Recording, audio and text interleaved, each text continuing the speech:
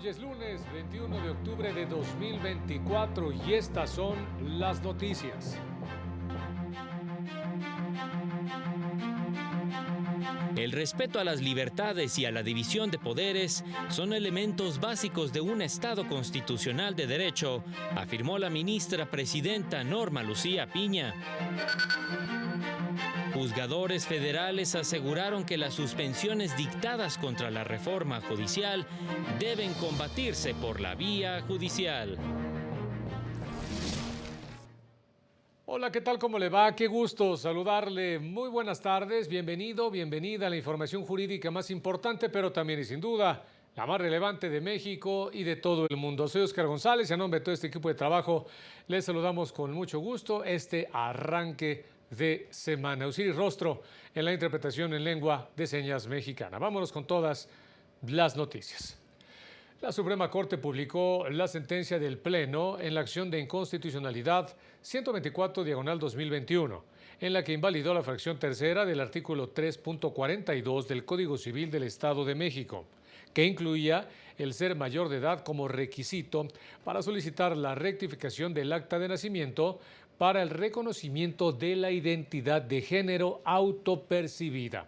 Esto ante el registro civil de la entidad. También invalidó la fracción sexta del mencionado artículo, que disponía como requisito adicional no estar sujeta o sujeto a proceso judicial que afecte derechos de terceros. El Pleno indicó que dicha norma prohibía de manera absoluta que niñas, niños y adolescentes pudieran acceder al procedimiento para modificar su acta de nacimiento, lo que viola su derecho a la identidad de género mediante procedimientos adecuados y accesibles. Precisó que la modificación del acta de nacimiento no extingue los derechos y obligaciones de las personas frente a otras. Y este lunes inició el 16º Congreso Iberoamericano de Derecho Constitucional, en el que participaron ministros de la Suprema Corte. Ahí se encuentra mi compañero Juan Carlos González con la información. Adelante, Juan Carlos, muy buenas tardes. Hola, ¿qué tal? Te saludo desde el Instituto de Investigaciones Jurídicas de la UNAM, donde se llevó a cabo el 16º Congreso Iberoamericano de Derecho Constitucional, denominado el Constitucionalismo para la Democracia en el siglo XXI. En la ceremonia de inauguración, la ministra Norma Lucía Piña Hernández, presidenta de la Suprema Corte de Justicia de la Nación y del Consejo de la Judicatura Federal, aseguró que actualmente el constitucionalismo está sujeto a fuertes golpes de timón que ponen en riesgo la defensa de los derechos humanos. No cabe duda, y hay mucha evidencia que nos proporciona la historia y el presente en muchas latitudes, de que los derechos humanos están en riesgo cuando el poder de cualquier tipo no puede ser contenido, frenado y controlado. Es también una verdad evidente que uno de los propósitos de un poder judicial independiente, y lo subrayo, independiente, es proteger los derechos humanos y ser un contrapeso al poder que no podría amenazar esos derechos. Coincido, por tanto, en que en toda democracia el camino para fortalecer el Estado de Derecho debe ser evaluado, debatido y enriquecido. Y que cuando múltiples voces se alzan en un coro de advertencias, es prudente poner atención. La ministra llamó a seguir trabajando por la democracia constitucional y por la defensa de la independencia y autonomía del Poder Judicial. El rector de la UNAM, Leonardo Lomelí, también resaltó la importancia de defender los derechos humanos y el respeto a la división de poderes. Una de las barreras más grandes que enfrentamos en muchas regiones del mundo es la continuidad de democracias inclusivas y resilientes. Enfrentamos fenómenos políticos que debilitan las instituciones democráticas, por lo que la defensa de los derechos fundamentales, el respeto a la división de poderes y el fortalecimiento de marcos constitucionales son imperativos para respaldar los procesos de paz y desarrollo. El investigador de la UNAM, Diego Valadez, aseguró que en la región el tiempo se ha nublado, ya que en muchos países las instituciones muestran señales de estrés ante el acoso al que se ven sometidos en la época de la posverdad, la posdemocracia y el posconstitucionalismo. Se prevé la participación del ministro Juan Luis González Alcántara Carrancá en este importante congreso. Es la información que tenemos. Gracias por el reporte, Juan Carlos. Muy buenas tardes. Con 809 votos a favor y 497 en contra, la JUFED determinó mantener la suspensión de labores en todo el país, por lo que solo se continuarán atendiendo los casos considerados urgentes. Con esta decisión se cumplen 64 días de suspensión de actividades en los órganos jurisdiccionales federales. La medida la mantendrán hasta que el Consejo de la Judicatura Federal atienda todas sus peticiones. Reiteraron que la reforma es inconvencional y regresiva. Además, demandaron a las distintas autoridades acatar las resoluciones judiciales que han ordenado suspender la aplicación de dicha reforma. El Consejo de la Judicatura Federal dio a conocer que a partir de este lunes 21 de octubre se levanta la suspensión de plazos y términos en los juzgados de distrito en materia administrativa de la capital del país. Agregó que los trabajadores podrán seguirse manifestando sin que se afecten las labores jurisdiccionales. A los integrantes del Comité de Diálogo de los 32 circuitos se les invitó a una reunión de seguimiento de los acuerdos alcanzados en las distintas mesas de diálogo, que se instalaron en este sentido para poder atender todas sus peticiones.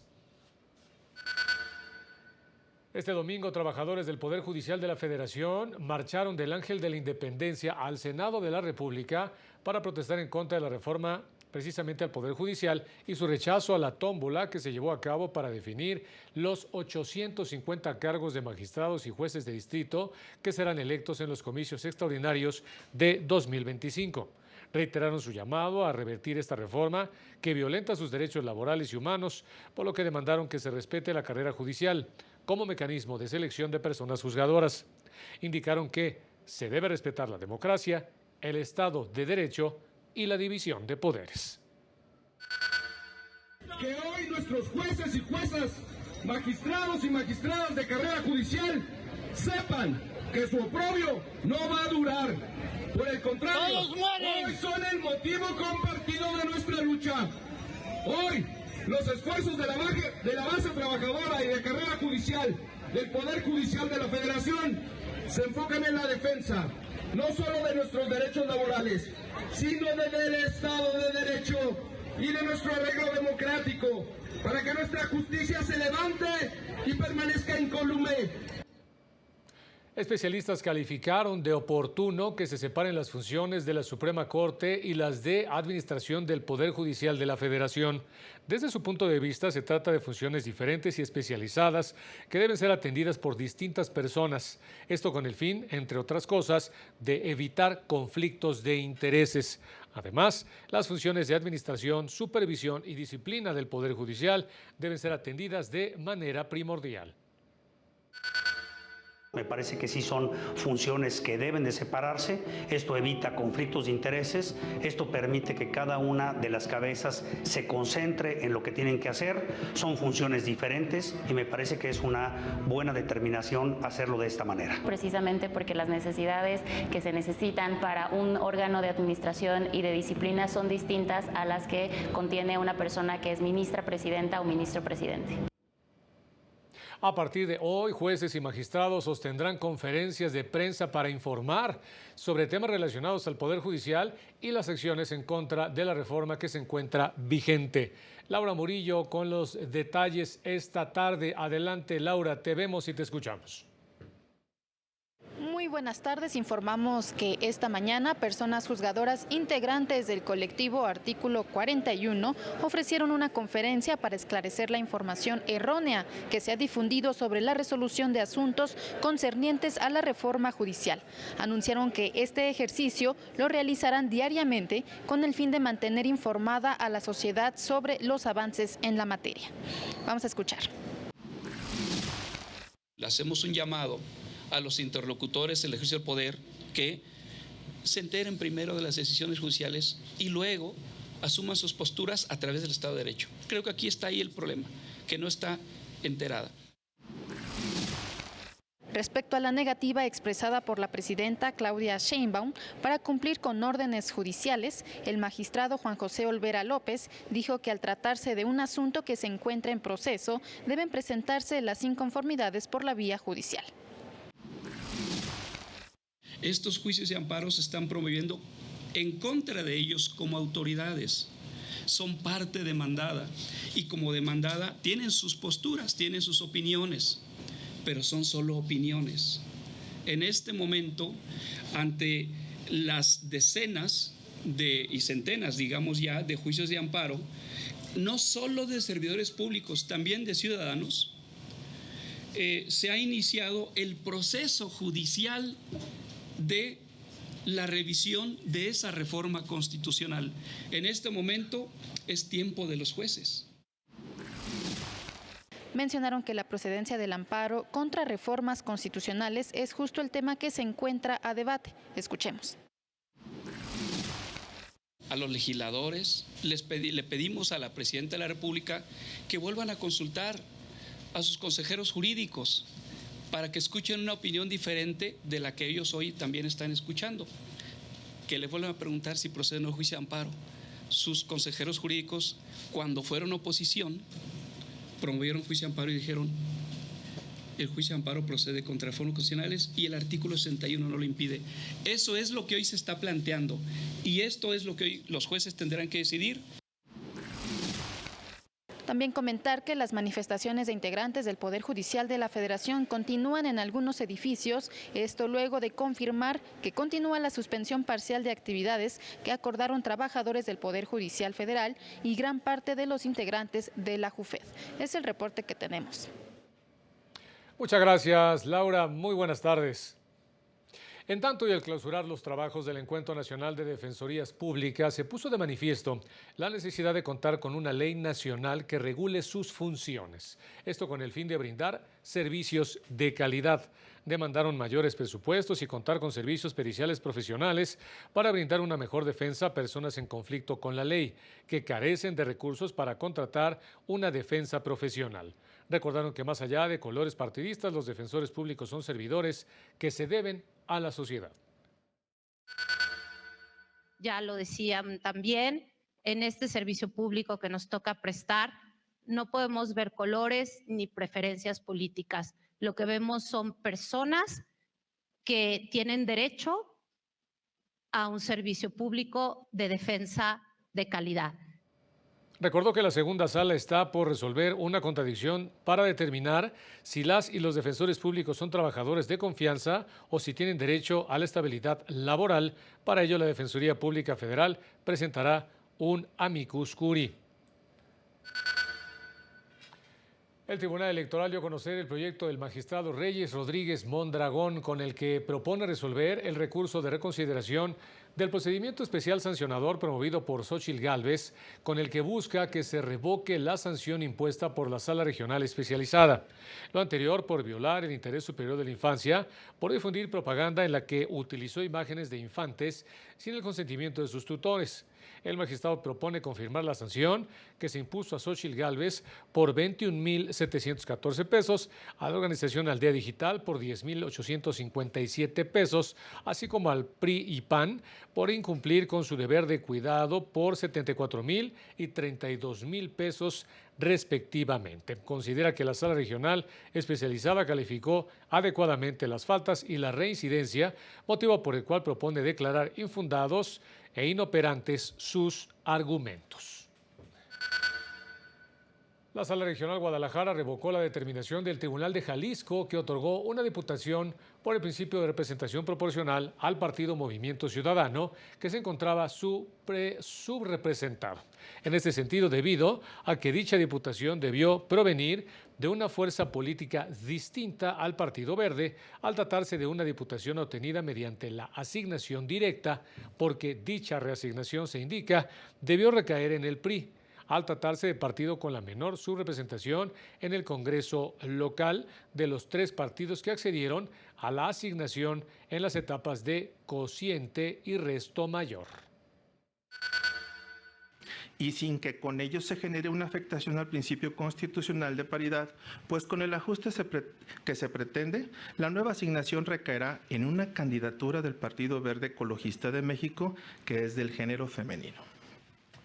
En consecuencia, se proponen inoperantes los agravios planteados por el candidato postulado por el Partido Revolucionario Institucional, pues pretende que se revoque la determinación del instituto local, que sustituyó su candidatura por la de una mujer, a fin de alcanzar la paridad, pues la diputación que pretende es la que se reasignará para que Movimiento Ciudadano se ubique en el margen constitucional de más o menos el 8%.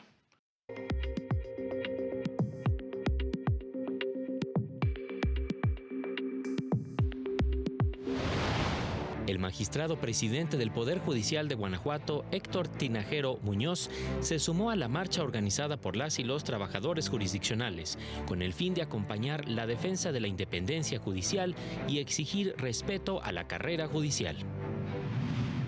La Casa de la Cultura Jurídica de la Suprema Corte, en Mérida, Yucatán, realizó una mesa redonda sobre la implementación del Código Nacional de Procedimientos Civiles y Familiares, en la que participaron magistradas y jueces del Poder Judicial local. Durante septiembre pasado, jueces y juezas de oralidad penal de Michoacán emitieron 2.990 acuerdos a nivel estatal, que representan el 100% de las solicitudes recibidas, con 1.161 audiencias realizadas y 5 más programadas. El Poder Judicial de Nayarit habilitó un tercer lactario en el edificio sede del Tribunal Superior de Justicia en Tepic, un espacio digno y privado para madres lactantes que laboran en la institución y personas visitantes. Para el canal del Poder Judicial de la Federación, Jesús Daza. Una de las conclusiones de las jornadas nacionales sobre la reforma al Poder Judicial en voz de la Judicatura, organizadas por la Escuela Nacional de Formación Judicial, fue la necesidad de contar con una justicia especializada. Para ello señalaron es indispensable que en las universidades se elimine la disparidad con el fin de que los futuros abogados cuenten con una preparación adecuada, lo que debe incluir el dominio del juicio en línea y de plataformas tecnológicas, además de fortalecer el apoyo técnico y multidisciplinario para las personas juzgadoras. Establecer en el marco legal la obligación de especializar a fiscales, defensores públicos y abogados postulantes, lo que debe incluir formación jurídica en derechos humanos, pero también en perspectiva de género e infancia. Crear más áreas especializadas en el Poder Judicial Federal y garantizar el acceso a personal pericial calificado.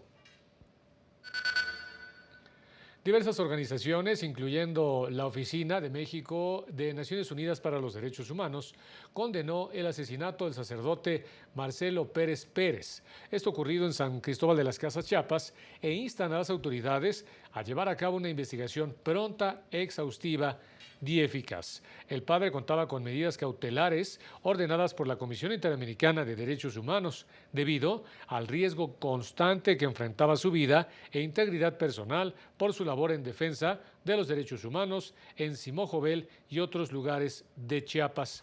El sacerdote fue asesinado después de oficiar una misa en el barrio Cuxitalí, esto cuando sujetos en moto dispararon contra su vehículo, perdiendo la vida de inmediato. Naciones Unidas recordó que desde 2017, 134 defensores de derechos humanos han sido asesinados en México y en 2024 al menos 7 más han perdido la vida en el país. Y ya nos vamos, pero siga a las 19:30 horas nuestro avance informativo y a las 20:30 el noticiario nocturno. Muchas gracias, como siempre. Muy buenas tardes. Soy Oscar González. Nos vemos en la próxima.